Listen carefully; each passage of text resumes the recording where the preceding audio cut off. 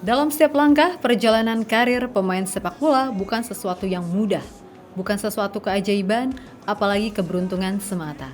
Kendati demikian, apapun yang tidak mungkin bisa terjadi dalam dunia sepak bola. Layaknya Indonesia sekarang yang tidak disangka, hanya tinggal 2 langkah lagi menuju panggung Piala Dunia. Timnas Garuda hanya tinggal melawan Irak dan Arab Saudi untuk bisa menembus dinding Piala Dunia untuk pertama kalinya. Dan untuk membawa Garuda menerjang semua tantangan tersebut, para punggawa Garuda tengah bersiap bersama klubnya masing-masing untuk memaksimalkan performa. Satu persatu mulai membuktikan diri, dari pemain yang sudah menjadi langganan di skuad utama Garuda hingga pemain yang lama menghilang layaknya Elkan telah siap untuk ikut berjuang. Dari pencarian klub baru hingga merintis dari bawah, yang sukses naik ke tim utama setelah sekian lama. So inilah berbagai perjalanan bintang Garuda yang memberikan pembuktian performa, kualitas, dan persaingan.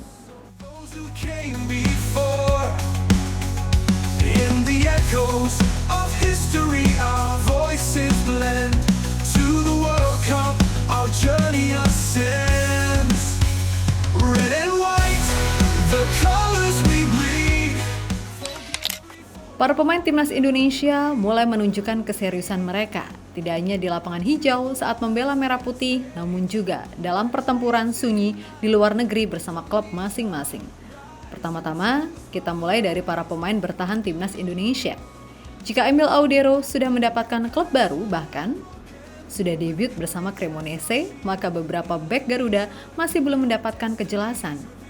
Jesus, sang pemimpin Garuda, musim lalu ia menjadi kapten Venezia, meskipun klubnya terpaksa turun kasta, tapi statusnya tak ikut jatuh. Justru sebaliknya, harga J malah naik drastis.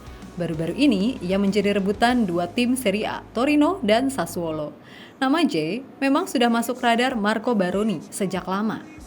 Pelatih Torino yang terkesima dengan kemampuan distribusi bola dan ketenangan Itzes saat menahan tekanan.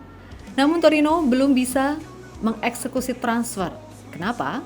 Karena mereka masih terjebak dalam proses transfer untuk bek mereka, yaitu Saul Koko ke Spartak Moskow senilai 15 juta euro. Dana ini krusial untuk memuluskan rencana merekrut J. Kesempatan ini pun tidak disia-siakan Sassuolo. Tim promosi ini melihat peluang dalam kebuntuan negosiasi Torino Venezia. Mereka ikut masuk gelanggang, meskipun belum ada langkah konkret, kehadiran pesaing ini menambah drama. Harga yang ditetapkan Venezia sekitar 9-10 juta euro. Dan patut diingat, ini belum termasuk klausul tambahan. Itzes kini jadi komoditas panas. Media Italia menyebut minggu ini akan jadi penentu.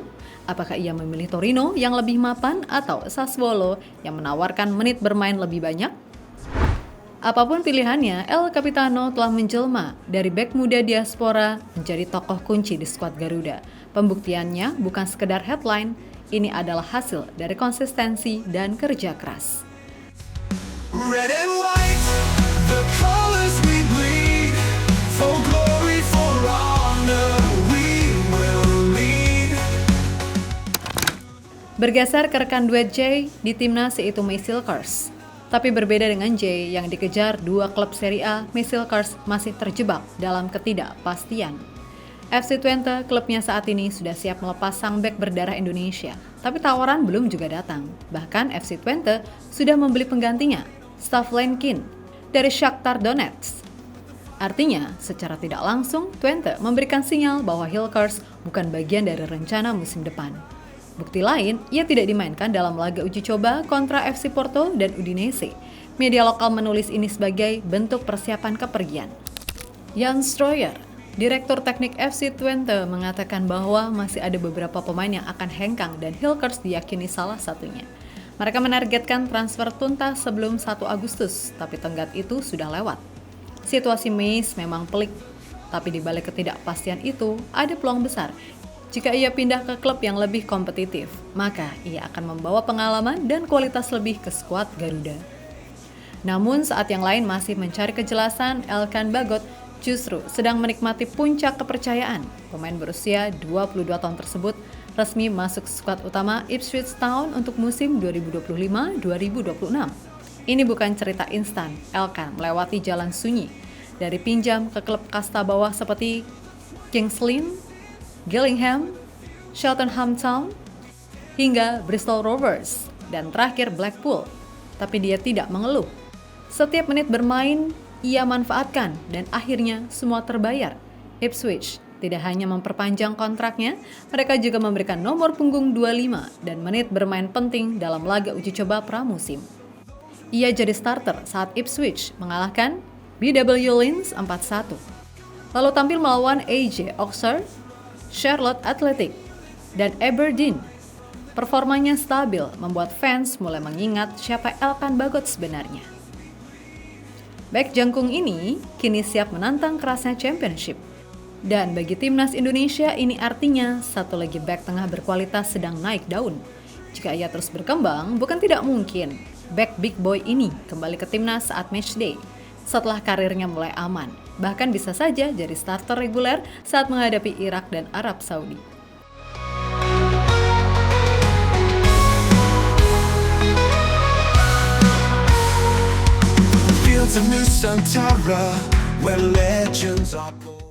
Bergeser ke lini tengah, ada Tom Haye. Ia masih tanpa klub, tapi punya pengalaman dan visi permainan yang tidak main-main. Setelah kontraknya habis di Almere City, Haye menjadi free agent. Spekulasi pun bermunculan, akan bertahan di Eropa atau pulang ke Asia. Satu kabar menarik datang dari NAC Breda. Klub Belanda tersebut dikabarkan berminat memboyong kembali Haye yang pernah berseragam mereka sebelumnya. Tapi tidak semudah itu. Menurut laporan, pelatih NAC, Karl Hoefkens, masih bimbang. Ia harus memilih antara merekrut Haye atau Matt Ritz dari Anderlecht. Dan seperti biasa, keputusan ini bukan hanya soal kualitas, tapi juga soal kecocokan. Namun peluang Haye kembali ke Breda cukup besar, terutama karena statusnya sebagai pemain bebas transfer tidak perlu biaya besar. Fans Indonesia harap-harap cemas, jika Haye tidak segera dapat klub, bisa saja posisinya di timnas terancam. Tapi kita tahu, pemain seperti El Profesor selalu punya cara untuk kembali. Dan waktu bursa transfer masih panjang setidaknya sampai akhir Agustus. Walaupun Liga Belanda sendiri akan dimulai dalam beberapa hari ke depan. Tapi biasanya Tom Haye justru masuk ketika Liga sudah dimulai. Seperti saat tahun lalu bergabung dengan Almere City cuy. Red and white, the colors we bleed, for glory, for honor, we will lead. Dan di lini depan, kabar tidak sedap datang dari Ragnar Oratmangun. Pemain yang sempat bersinar bersama FC Groningen tersebut kini merumput di Liga Belgia bersama FC Vidender. Namun belakangan ia menghilang dari starting 11. Klub akhirnya memberikan penjelasan bahwa Ragnar masih dalam masa proses pemulihan bersama rekannya, Mohamed Berte. Ia sempat menunjukkan progres bagus saat cedera ringan menimpa, tapi kemudian infeksi datang menyerang. Jenis infeksi belum diumumkan, tapi cukup parah untuk membuatnya absen di 2 laga awal musim. Fans Indonesia langsung panik. Ragnar adalah salah satu winger cepat yang potensial di timnas. Jika kondisinya tidak segera pulih, ia bisa tertinggal dari persaingan. Tapi semua tahu, Ragnar itu pejuang. Dengan pemulihan yang tepat, ia akan kembali. Dan ketika ia kembali, lawan-lawan harus siap menerima mimpi buruk dari sisi sayap. Ia diprediksi akan kembali merumput di beberapa minggu ke depan saat Liga Belgia sudah mulai duluan. Mengingat infeksi virus butuh penanganan khusus, maka kepastian kembalinya Ragnar memang sangat tidak menentu. Tapi semoga bisalah perform kembali sebelum matchday bersama timnas, sebab sebelumnya ia sempat absen membela Garuda, maka butuh penyesuaian lagi tentunya.